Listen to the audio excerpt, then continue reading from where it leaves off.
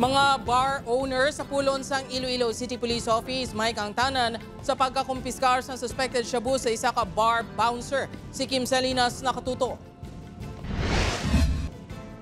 Pagduso sang illegal nga droga sa sulod sang bars. Ini ang nadiskubrihan nga modus sang Iloilo City Drug Enforcement Unit sa duwa ka high-value individuals nga nakuhaan sang masobra 2.4 million pesos nga balor sang suspected shabu sa Mandurriao sang Sabado. Isa sa mga nadakpan, ang bar bouncer nga si alias Kobe. Magluwas kay Kobe, gintuad sang ICDEU nga may iban pa sila nga mga bouncer nga ginamonitor sa karon. Kung ako lang maglantaw, kung magkandak sila sang drug test subong, magpositive gid ang mga bouncer nga na. Bangod sini, pagasapulon sang direktor sang Iloilo City Police Office, ang mga bar owners sa mga masurod niya inadlaw. Dapat galayon i-report sa mga bar owners sa kapulisan kung may mamonitor nga illegal nga aktibidad sa balay ilimnan. We will apprehend those suspects.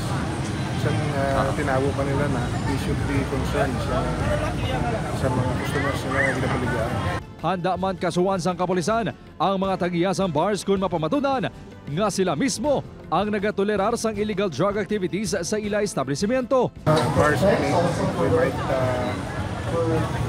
recommend for their closure. Hindi na siya maging magsisigi na may mga sa bars because it is unfortunate nga nagkakatabo. Plano man sang ICPO nga magrekomendar sa Iloilo City Council nga magpasar sang ordinansa nga nagasiguro nga hilway sa paggamit sang illegal nga droga ang mga bouncer sa bars.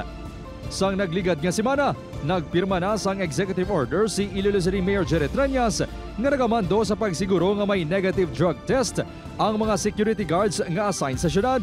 Nagproponer man ini sa mga bar owners sa pagpatigayon sang monthly drug testing. Kim Salinas, Western Visayas.